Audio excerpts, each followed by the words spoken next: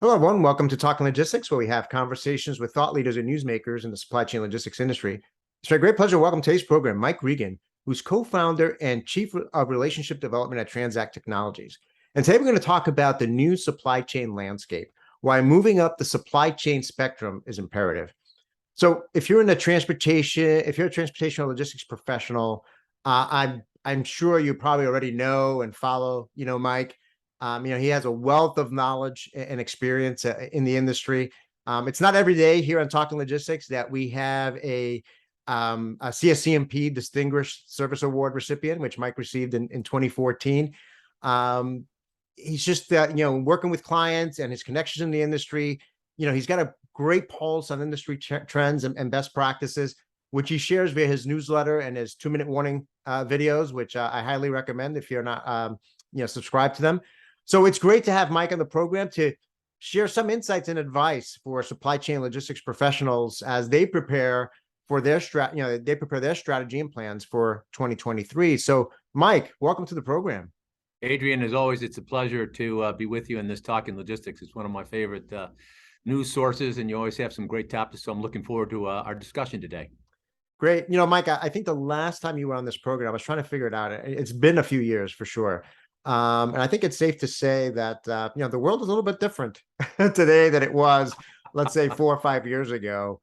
So with that, why don't we go straight to the topic? I mean, we kind of titled today's episode, the new supply chain landscape. So what is it? What is the new supply chain landscape? And how would you characterize the environment the supply chain logistics professionals find themselves in today and heading into 2023? Well, the great question, Adrian, and I would just start out by saying one of the realities of the supply chain today is, we used to give a presentation about supply chain goes into the boardroom, but today the new supply chain environment is companies that once took their supply chains for granted, kind of like flicking on a switch and electricity happens, understand today that it's a lot more than just flicking on a switch. It can have a critical impact on a company's success. And one of the things I like to just share with folks was encapsulated with a conversation that I had with the CEO about 3-4 weeks ago. And he was talking about his supply chain issues and brought up the fact, he said, Mike, pre-COVID, I was spending 3 to 5% of my time on supply chain related activities. Today, I'm spending 70 to 75% of my time. And practically speaking, one of the challenges that I think this is posed for organizations is when you take a look at the supply chain and what portion of the sales dollar it represents, it's eye-opening for a lot of folks. So we could have a debate on this. I've given a ton of presentations to a couple thousand C-level executives over the past year. But one of the things we like to highlight is that when I take a look at my supply chain in its entirety, not just the freight and logistics, but the warehousing, distribution centers, inventory-related issues, it typically is going to be 12 to 20% of a company's sales dollar. So I was having a conversation with the CEO here. I've been, active in a group called Young Presidents Organization, and I chaired this network, the Manufacturing Excellence Network, with about 4,000 members. So I've had a lot of these conversations. But the CEO had one of his supply chain people call me, and the supply chain person was seeing this as a $3 to $4 million freight issue. But one of the things I highlighted for the CEO was that it was actually their total supply chain spend, freight activity, warehousing flowing through the company, was actually about a $65 to $75 million issue. So in the quote unquote new supply chain environment, if you want to call that, I hesitate to use the proverbial new normal. I think companies are recognizing that when you have an area that's 12 to 20% of your sales dollar, you have to have a different approach. You have to invest in managing that. It can't just be like going back to the electricity example, something that you can take for granted and assume, you're never going to have an issue. Yeah, those are some great anecdotes, and I think you're right. I mean, I think first of all, the fact that the CEO is spending, in that example you gave, CEO is spending much more time on supply chain related issues than in the past. I mean, I think that's one of the positives, if you will, from a different perspective Yeah. of the pandemic is that now CEOs and CFOs are much more aware about the role and importance of supply chains to their P&L and balance sheet and their ability to execute their, their strategies. So I think that's certainly, one positive, development. But I think the last point you brought up is critically important too, because we've talked historically in this industry about how we need to break down the silos within supply chain, right? Transportation, warehousing, the yard, things that happen upstream and downstream, because I think it's very easy to hyper focus on, let's say, one aspect of it. Let's say, oh, look at the rates in ocean, or look at the rates in trucking, but not realizing that this has a ripple effect across your supply chain and across your operations, right? It's happening. It's going to impact your labor costs in the warehouse if you don't have an efficient, if you're not really thinking about this in a more holistic and integrated way. And I think the example you gave, I think is a good example of that. How you might think it's a X $1 million opportunity, but or challenge or problem, but it's actually multiple times of that, because you're only looking at it through a myopic lens. And Adrian, you have done such a good job with your research groups and this type of thing. One of the other aspects that you touched on is the challenges and opportunities that this presents for supply chain professionals. And practically speaking, one of the issues that we've really tried to help people focus on, it deals with risk and reward. My dad was an entrepreneur. One of his favorite sayings was, when it comes to risk and reward, most people want to eat like ants and poop like elephants. They want a minimum level of risk and a maximum amount of reward. Well, here's the opportunity for supply chain professionals. When your C-level executive gets it, that he's dealing with 12 to 20% of his sales dollars, he is basically, or she is going to be looking for input. She's going to be looking for ideas. She's going to be looking for opportunities to save here or use the supply chain to grow sales there. And, one of the things that I just had lunch here today with the VP of supply chain, and, we were talking about, looking at bringing some of their supply chain back to the States, from China. Right now, a lot of the companies are now understanding that as my supply chain is elongated, the risk factor associated with that elongation increases. But, looking at this from a perspective of bringing it back to the States is a completely different model. And yet you say, well, that's going to be higher labor cost. But from a supply chain perspective, that may more than offset the labor cost component. And so that presents a wonderful opportunity for supply chain professionals to step up to the plate. And I'm excited about that. Yeah, no, absolutely. I think, I think that the bottom line is that, those companies that are questioning the status quo are the ones that are going to unlock and, identify and unlock some of these opportunities that you just talked about. But there's also kind of talking the talk and walking the talk, right? Yeah. So, a lot of companies talk about wanting to, create a great supply chain, but that's probably as far as they go sometimes. At least historically, that's been the case. When you talk to a client, a prospect, how do you know if they're really serious about transforming their supply chain and getting from, let's say, good to great, to quote that famous book? Well, and let me just briefly touch on it. One of the things I give during my presentation, and like I said, that's probably over 2,000 people have heard this. We talk about the supply chain spectrum, with 5 being a strategic supply chain that is holistic, as you were mentioning, Adrian, that is also proactive in addressing what's coming at them, versus 1, which is siloed, reactive, and basically very tactical. They're always focused on the least cost here or the least cost there. And here's something that really shocked me. I have everyone stand up and say, I explain what 5 is, world-class, 1 is third world, 3 is average. 3 is average. And then I say, if your supply chain is rated higher than a 3, keep standing. Adrian, 85 to 90% of the audience sits down. So then we ask the question, you mentioned good to great. You have an area that's 12 to 20% of your sales dollar, and it's average at best and probably mediocre. Now, you say you want a great supply chain in answer to your question. So I like to say there are 3 questions you need to answer for me. First, do you have a written supply chain plan that documents how your supply chain works, the critical aspects affecting your supply chain, the whole, some of the issues associated with, stress testing and mapping your supply chain. Our friend David Simchi-Levy from MIT has been really kind of opened my eyes to this. And very few companies have a written supply chain plan.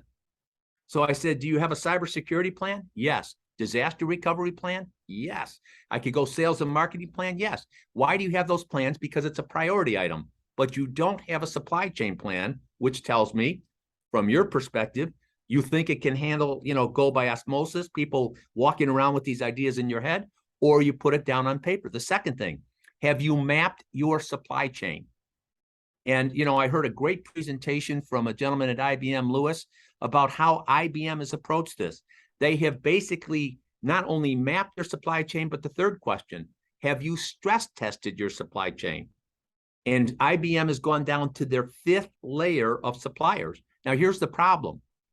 If you haven't mapped your supply chain and you haven't stress tested your supply chain, when the great crisis of 2021 and 2022 struck, you changed your inventory from a lean just in time to a just in case, which means that you now have excess inventory, a mix issue, which is costing you huge dollars on your, inventory carrying cost, your balance sheet. The other thing is your things like your cash conversion cycle is out of whack because your lead time on shipments coming in the Trans-Pacific lanes have gone from 35 days to 55 days. And the interesting thing about it is, Adrian, for these people that have taken their supply chain like electricity for granted and are content with having a mediocre supply chain or average supply chain, practically speaking, they're having different discussions with their bankers now about cash flow. And one of the things that I get amped up about, and I could go on, but I appreciate this. When companies get serious about moving up the supply chain, when going from 2 to a 3 or a 3 to a 4, they can affect cost savings of anywhere from 8 to 15 or even 20%. We do this thing called the rapid assessment. The least that we've ever come up with is 8%.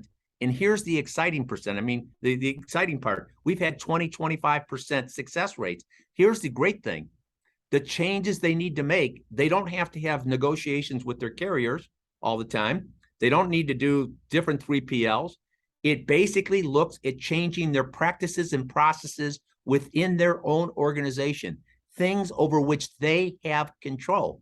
But we say to the CEO, don't tell me, or the COO, the CFO, CSO, don't tell me, show me the written plan, map your supply chain, stress test it, show me where you're investing in it, show me the KPIs that you're going to be used to measure it. You don't measure, you can't manage. So these are some of the things that we like to show people when they walk the talk. I apologize for that long answer, Adrian, but you know how amped up I get about this stuff. No, a lot of great information there to unpack. I mean, I certainly agree 100% with the, mapping your supply chain. That's something that I've been, also talking a lot about and does some research around. And you're right. It's amazing. And all the research that we've done in that area, relatively few companies have mapped their supply chain beyond tier 1, right? So, and even that's amazing. It's amazing. And so it's not surprising when, all of a sudden they discover that, they think they're in a good shape, to your point about stress testing it, but they don't realize that, some tier 2 or tier 3 supplier that produces a little bolt or a screw or a fastener is the critical link in their supply chain and, can bring their whole company down and impact sales and profitability and so forth by not having that visibility. Because we often talk about visibility to orders and shipments and inventory, but one of the biggest black holes is visibility to the actual supply chain in terms of where are my manufacturers or my suppliers located, what's being produced at each of their manufacturing facilities that flow into my products, and what's the financial impact if any of those product lines have to, shut down, so on and so forth. So I think that's an area that most companies, I would say, have underinvested in, historically. I think it's one of the key lessons learned from, the past couple of years. Can I offer a brief observation? Yeah. David Simchi-Levy We had him do a course for our YPO Manufacturing Excellence Network, a two-part course or three-part. People loved it. He brought up the fact that when Ford mapped and stress tested their supply chain, the part that could bring Ford to its knees, the part that could bring them to its knees was 10 cents. And it never showed up on their previous analysis because the aggregate spend with that supplier wasn't great enough to be included in their analysis. And I'll tell you something, Adrian, I had a very sobering, David Simchi-Levy, and you're an expert in this, and you've done great work here. He talks about the total time to survive, total time to recover from a supply chain disruption. I was having a conversation with an executive here, and I've asked this to multiple ones. If this happened, how many days before you're in deep kimchi? Or as my accounting professor at Illinois used to say, up the proverbial creek with no visible means of locomotion. One person said 32, 35, 40 days, we're in deep trouble. And I was like, that I love to scuba dive, which basically, scuba stands for some come up barely alive. But, when you have a scuba tank, you're always looking at your oxygen. And when your oxygen is, in the 8 to 10 minute area, your scuba dive is going to come to an end. And here's what amazes me. These C-level executives really never look at it in that context, because that will never happen. Armageddon will never occur. We'll always be able to get our supplies. And, one final thing I was mentioning, I'm on the board of a publicly traded company. We were having a great discussion. The issue with China and chips, right? Well, if China were to, take over Taiwan, everyone says chips.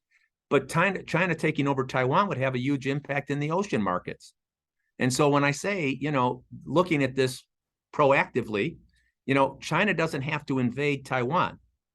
They can put a blockade around this little island and make life very difficult. So I asked one C-level executive, what would you do if that occurred? And he said, I prefer not to consider it. And I was like, yeah, Adrian, it's a different dialogue, but this is the kind of stuff now we are seeing when we are talking to people about supply chain issues. It's just a huge deal. Yeah, I mean, it goes back to that, that classic phrase, right? If you fail to plan, you plan to fail, right? Or it can't be ignorance is bliss. If that's your strategy, your supply chain strategy, I'd rather not think about it. I'd rather not look at it. I'm going to ignore this potential risk or this I think you're setting yourself up for failure. I want to go back to, the supply chain spectrum that you talked about. We've done research as well that kind of confirms your eyes and ears test in terms of the audience standing up and sitting down. We asked a question in one of our Indago surveys recently about, how would you rate your overall logistics capability? So that's people, processes, technology, relative to being able to meet your company objectives and customer requirements. And the majority, more than 50-60%, I forget the exact numbers, but it was more than half, rated it as average or below, right? Isn't that amazing? Which is amazing. I mean, I think it's and these are the supply chain executives that are part of our research community. They all come from recognizable companies that you would you would know. So I thought that was amazing. So let's just say, companies are at a 2, they're at a 3, right? How do they get started to move up that, up that spectrum? I mean, what are some of the areas in the work that you've done with clients where kind of are some of the low-hanging fruit opportunities, to start moving up? Yeah, well, first of all, we say there are 3 things that you're going to have to do. You're going to have to identify and understand how your supply chain is functioning today. That's number 1. The second thing, we have been preaching this now for over a year, you need to stratify your customers. And by that, if 20% of your customers are 80% of your sales and 80% of your customers are 20% of your sales, the fact that you treat them identical is a huge issue. So we need to understand when we stratify our customers, if you ask a salesman, it has to be done or else we lose the business. Well, the reality of it is we say when we identify and understand, stratify our customers, this is why Indago and their research group is so good. because you can really test whether our supply chain is based on facts or based on assumptions. And the reality of it is, if you have a low yielding customer, or, one that isn't, driving a lot of margin and this type of thing, he may not, or she may not need it the next day. They may, 2 days out, 3 days out. When I start making these types of decisions, I now adjust my sailing schedules for my freight. When I adjust my sailing schedules, I can do all sorts of things with LTL and truckload options. So second is I'd stratify the customers. The third thing is get control over your inbound freight. And I have people say to me, well, I don't need to worry about it because the supplier picks it up. It's this. And so I say, do you think that supplier is saying, Adrian's a good guy, he does a lot of great stuff, I'm just going to give him the freight? I said, it's built into the cost of the material. So I have a CEO I'm talking to, his cost of goods is somewhere in $150 million. And I said, you understand, at a minimum, the freight associated with that $150 million is at least $7 to $8 million. He said, no, it isn't, because the vendor supplier picks it up. And I'm like, we need to have a recalibration here, because you're living, it's an Alice in Wonderland type proposition. So if I understand my supply chain and identify the issues, stratify my customer base now and take a look at how I'm going to manage that customer base and get control of my inbound freight. And if I wanted a fourth one, back it up with great technology and services, I move up the supply chain spectrum. That's how I cut 8 to 20%.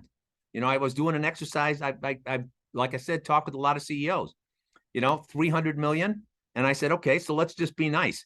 Your supply chain's 15%.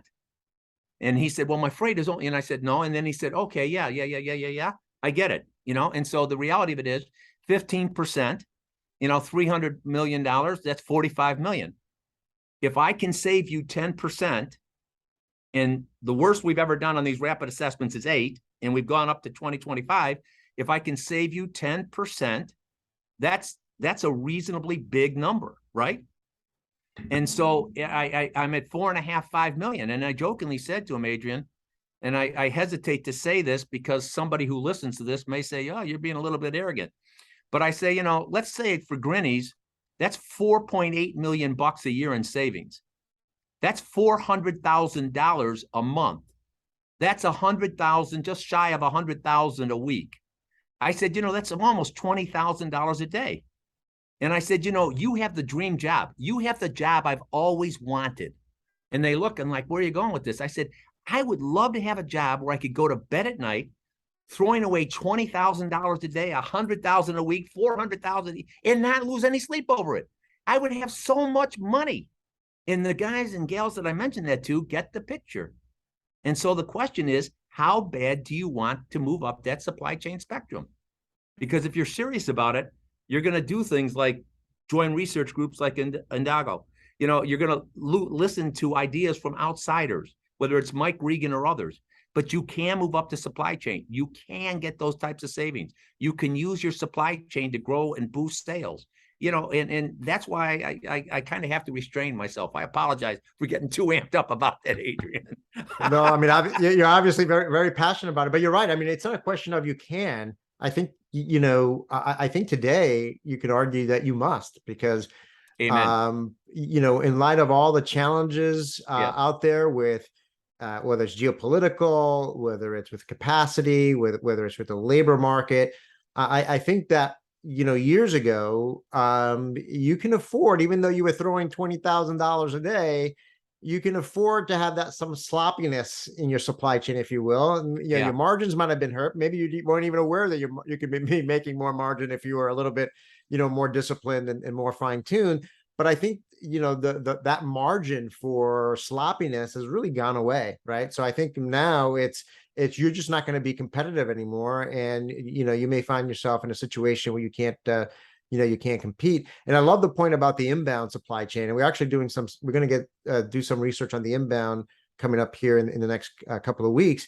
And I think it's one of those areas where a lot of focus is always historically on the outbound side. Why? Because that's what touches the customer, right? So there's a lot of focus, whether it's on time in full or customer experience, or providing visibility to the customer in terms of when the shipment's going to arrive. And those are all important things.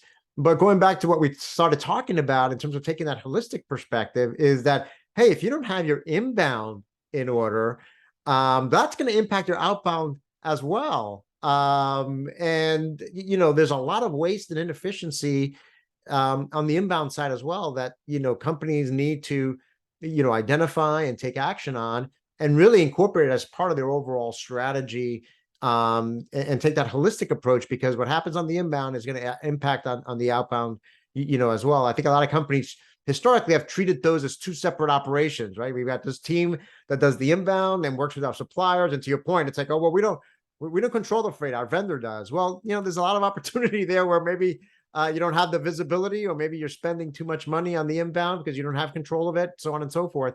But I think that's spot on, the comment or the recommendation to take a look at the inbound. Can I share two little stories, brief vignettes, and I'll try and be brief. Sure. I was golfing with a gentleman who was a senior VP for a major distributor, and we were talking about this inbound area, and they spent a lot of money on freight. He said, Mike, a third of my freight cost was dedicated to moving inventory around within my system. And our company wouldn't spend the money to do the inventory sourcing, sales forecasting analysis that needed to be done. So I get all this inbound material in, and I'm moving it out to different distributions. A third of my freight cost had nothing to do with sales.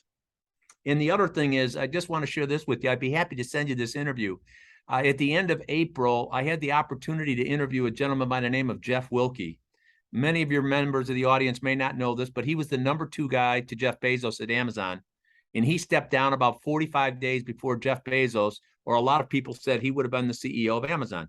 He's an MIT guy that David knows very well. And it was an hour-long interview. It's been listened to almost 8,000 times. And he talked about how Amazon, Bezos and Jeff and the team understood that Amazon's success would be driven by supply chain superiority.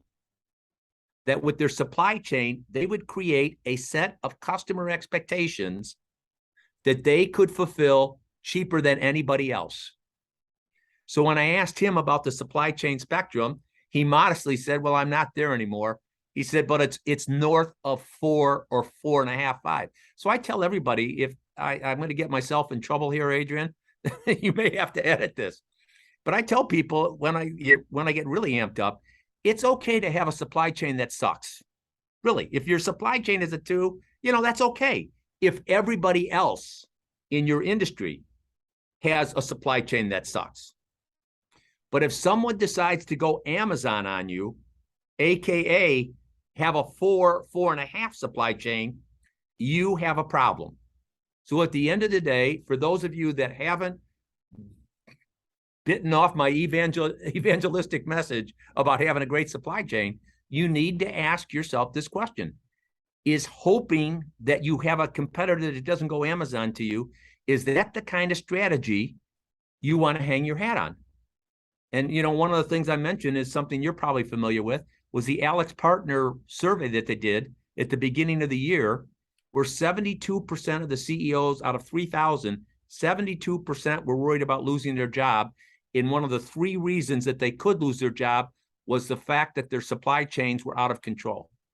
So Target announces in July, they're going to have $1 billion hit because of supply chain issues. And it just begs the question, at what point in time, how bad does it have to get before you go, I'm gonna listen to that talking logistics stuff that Adrian produces. And people like Mike are out there. I'm going to at least ask, what's the possibility for my company? I'm going to look at getting a supply chain plan.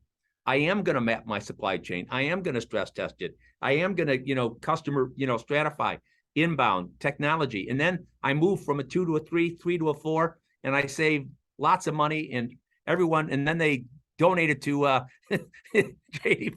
You're wonderful. Your charity there, and everyone is happy. Yes, that would be the what a wonderful world that would be. But I think it's a great point, because I think that I think a lot of companies have been complacent. They've been comfortable because they, they look around. They have probably those people in the audience that you talked about. They look around. It's like, okay, I'm not very different. It seems like most of the people on the same boat I am, right? But like to your point, all it takes is, for a few handful of companies, competitors to say, hey, we're going to start taking action and move up that spectrum. And then that's when the real pain and challenges are gonna show up. Well, Mike, just to wrap up on this section, what do you see as the biggest lesson learned, from the past 2 years that supply chain logistics professionals should apply as, we head into 2023? Yeah, first one is obviously we've covered it, and you've done a great job with all your writing. Don't take the supply chain for granted. Okay, understand it is 12 to 20% of my sales dollar. You cannot take it for granted. Second, get used to the bright lights.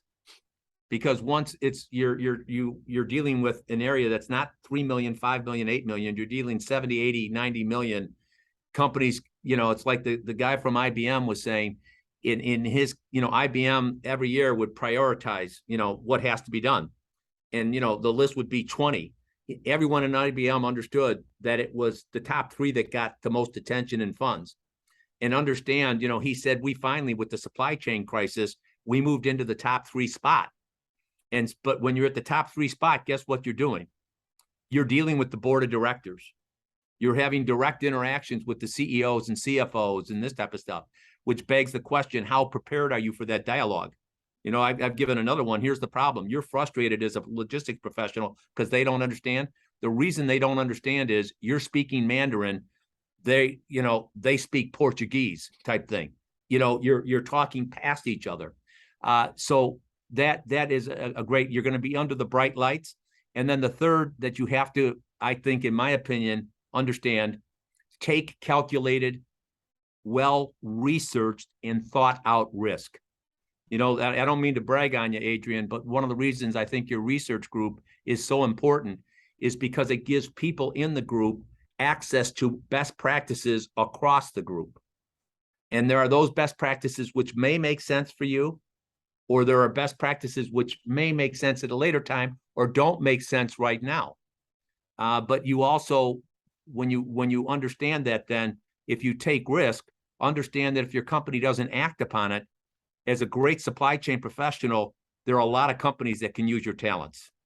Yeah, no, absolutely. Those are 3 great points. And particularly the one, I mentioned earlier that one of the few positive things out of the pandemic was that it elevated the role and importance of supply chain to the CEO and CFO. But the flip side of that is what you just said. Well, hey, now you've got their attention. So they're going to be coming to your office or calling you into their office and asking you all sorts of questions. So you've got to be prepared with data, with market understanding, so on and so forth, to be able to intelligently answer the questions that the CEO, the CFO, the board of directors have, and really be able to articulate a smart strategy and smart action plans to whatever is happening in real time, across the supply chain. So, getting used to the spotlight, I think is a great recommendation there. So I want to end by shifting gears a little bit here, Mike. So everything we just talked about, I think, provided some great insights, some great advice. Obviously, you're very passionate about this, as am I. So I think we could both probably, sit here and talk for, a few hours around this. But I think you provided some great food for thought and some great recommendations for our audience. But shifting gears, I mean, I talked about in the introduction, you put out your 2-minute warning videos. You've got your newsletter, provide some great insights and advice about what's happening in the world of supply chain and transportation every week. But you also write a words of encouragement email every Friday. And I got to admit, it's one of the few emails that I look forward to getting. And it's really a nice way. I mean, I got a ton of emails, as I'm sure you do, but it's the one email that I really look forward to getting in my inbox on Friday afternoons. And it's a great way to kind of, wrap up the week. So for those who are not familiar with your words of encouragement email, tell us briefly what it is. And more importantly, why did you start writing it, and what's been the response from readers and followers? Well, Adrian, I appreciate the opportunity to close out on that note. Brent and Denise and my marketing team and I, with the pandemic, it was an apocalyptic type the end is nigh, right? This type of thing, Armageddon, and the negativity was just overwhelming. And I was raised by parents who believed that, having a positive attitude was important. And so, with the pandemic, I like to say that the word of encouragement was written to treat people who need an apprectomy.